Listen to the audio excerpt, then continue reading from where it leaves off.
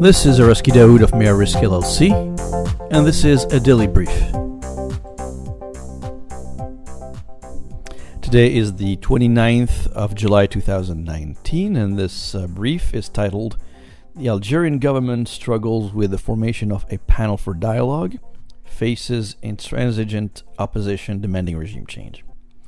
The Algerian regime is clearly stuck. In an effort to find an exit out of the current political crisis, the Interim President, Ben Saleh, has blessed the creation of a panel called the National Body for Dialogue and Mediation. I will call it the panel going forward, which is headed by former Parliament Speaker Karim Younès. The government says the panel has all the freedom it wants to come forward with a plan, but there are several problems here. The first is that the number one objective of the panel, as defined by the regime, is to lead talks about holding a presidential election as soon as possible, an idea that has been clearly entirely rejected by the Hirak movement several times, which favors a transition period to be managed by a sort of a caretaker committee, and which will bring some sanity in the political process, including, by the way, the revision of the constitution before allowing presidential election to take place. Now, in contrast, recall that the military command, the real power, has been favoring a presidential election, which the opposition and the Hirak movement consider it to be an effort from the military to appoint a new person or their own man as next president, therefore perpetuating a regime of corruption and repression.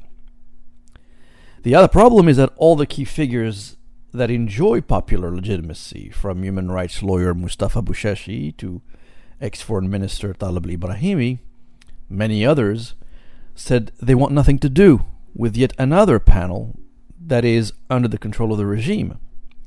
Indeed, one of the key demands of the 40 million Algerians who have been protesting since 22nd of February is the wholesale departure of all the remnants of the Bouteflika regime. For the Algerians, it makes no sense whatsoever to jail virtually all former prime ministers and their cabinet ministers for corruption, and allow a few of them to stay in power, including Prime Minister Bedoui and the Interim President Abdelaziz Ben Saleh, who will be in charge of driving the transition. Now, the latter, that is, the Interim President, is still in office despite the fact that his job expired on 9th of July, according to the constitution that he endorsed and helped bring to fruition. Any of these personalities who rejected the invitation to join the panel finds it virtually impossible to negotiate with people who have no reason to be there to begin with. Now, the National Body for Dialogue and Mediation is another initiative driven by the presidency, because the regime headed by military command and its chief Gaid Saleh cannot conceive with the idea that a parallel power structure would form and would challenge their authority. To convince the reluctant ones to join what the regime calls, quote, necessary dialogue, unquote, they called on what they believe to be independent personalities, such as Karim Younès, who has now been completely delegitimized due to his acceptance of the initiative, just like it happened a few weeks ago to Abdelaziz Rahabi, a former diplomat, who tried to bring together various voices but failed because the initiative was simply tied to the regime.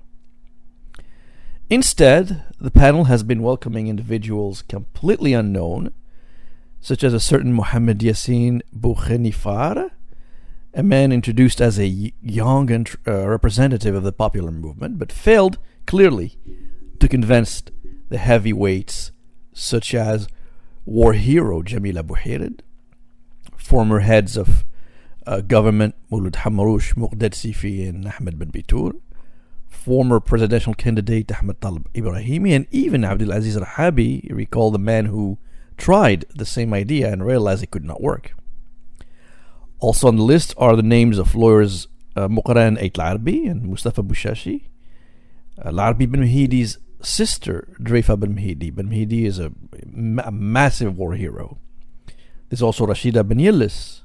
There's trade unionist Masoud Boudiba and Yasmar Abat. and the president of the Association of Ulamas, the Islamic scholars, Abdelrazak Gussam. Ex-Prime Minister Mouled Hamrouche and political activist Mughal Nait Al-Arbi immediately rejected the offer to join. Highly respected lawyer Mustafa Bouchachi said, and I quote, "I do not think that the conditions are ripe to participate in this commission," unquote, and demanded the basic requirement of, and I list there, releasing prisoners of conscience, stopping harassment against peaceful demonstrators, opening of the public and private media to all opinions and sensibilities, allowing people to meet, the removing obstacles to the work of activists, and also demanding the departure of the symbols of the regime. End of quote. In addition to these conditions, Bouchachi added, and I'm citing what he says here, "We must have guarantees that the regime will respond favorably to the outcome of the dialogue." Which means still there's a huge uncertainty as to whether the military command will agree with the terms of an independent panel. Now, echoing the position of Bouchachi, former Foreign Minister Ahmed Talib Ibrahimi said the panel would be of no use, and I'm citing what he says here, would be of no use unless it enjoys complete independence and that it is free in its decision so that it helps build a national consensus on the best mechanisms to channel the demands of the Hirak for radical change. End of quote. Even the conservatives in political Islam have pushed against all these initiatives driven by the regime. Abdullah Jaballah, the head of the Front for Justice and Development, said the regime suppressed everyone by appointing a dialogue committee made up of people it never consulted. Jaballah insisted that those who already joined the panel do not, and I'm quoting here, do not have the capacity to defend the legitimate demands of the people because the one who designated them has fixed their limited prerogatives to the dialogue around the organization of a presidential election. End of quote. So the Algerian military command is stuck and has no credibility or credible people to endorse its plans. The only things the military command has been using are threats and repressive measures, such as arresting people who did nothing wrong except they demanded democracy. The command has no political capacity to find a solution. All the previous top thinkers of the regime, who have been members of the notorious now DRS political police, have been sidelined, and so there's really no experience within the command in dealing with civilian affairs of such magnitude. Dealing with the military command has become a massive liability not only for the politicians in Algeria, who are hoping to see their careers last long enough, but also to foreign governments who are concerned about this elongated crisis that seems to find no solution, again due to the military command's stance on the status quo. The road ahead has a positive and negative outcome. The longer the crisis remains, the better it is for the Hirak movement. The military in Algeria is not a homogeneous body with all its officers accepting a single vision of the country. The longer the crisis, the more General Gaid Saleh will be seen by his commanders as the problem. Therefore, a change in philosophy within the military command must take place before we see some serious détente. On the negative side, the Algerian economy has been facing a state of neglect that will have major consequences in the medium term.